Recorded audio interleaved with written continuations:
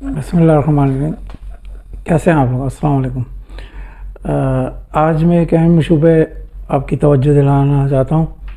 جیسا کہ آپ کے علم ہے، کراچی ایک لاوارث شہر کی طرح پھل پھول رہا ہے۔ اس پر پاکستان کے تمام زبان بولنے والوں کا لوڈ بھی ہے اور مختلف شہروں سے علاقوں سے لوگ مائیگریٹ کر رہے ہیں پاکستان، روزگار کے لیے آتے ہیں۔ مائیگریٹ تو پرماننٹ ہوتا ہے، پرماننٹ مائیگریٹ نہیں کر رہے، لیکن وقتی طور پہ روزگار کی تلاش میں آتے ہیں۔ آپ کا ایک اہم ایشو آپ نے دیکھا ہوگا کہ کراچی کے اندر بائک والا اگر بغیر ہیلمٹ کے، بغیر لائسنس کے، بغیر نمبر پلیٹ کے کہیں موو کرتا ہے، کہیں روڈ پہ ملتا ہے، تو اس کو فوری طور پہ ٹریفک پولیس جو ہے روکتی ہے اور اس کا چلان کرتی ہے۔ بہت اچھی بات ہے، قانون ہے اور قانون پر عمل درآمد کرنا ہم سب پاکستانیوں کا فرض ہے۔ لیکن آپ کو ایک ویڈیو آپ نے شروع میں دیکھی ہوگی، یا میں شروع میں ڈال دوں گا یا آخر میں ویڈیو ڈال دوں گا۔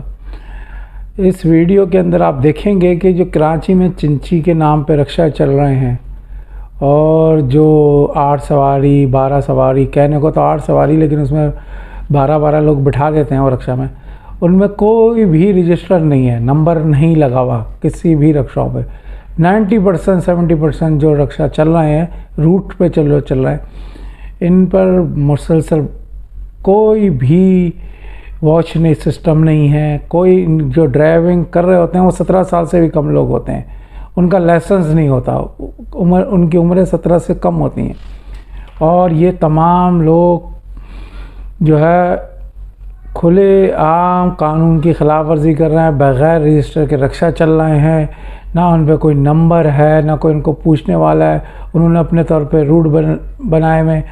یہ بھی ایک مافیا ہے، جو مختلف روٹ انہوں نے بیچے ہوئے ہیں۔ کون اس میں انوالو ہے، گورنمنٹ کو کتنا فائدہ رہا، کچھ نہیں پتہ۔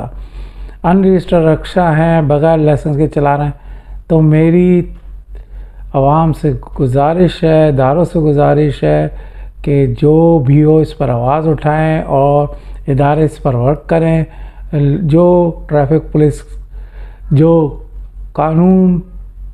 ٹریفک قانون پر جس کو عمل درآمد کرانا جس کی ذمہ داری ہے، اس کا یہ فرض ہے کہ اس اہم مسئلے کو دیکھے اور ان کو رکشہ ان کے رجسٹر کرائے، ان پہ بھاری جرمانے کرے، ان کے لائسنس چیک کرے۔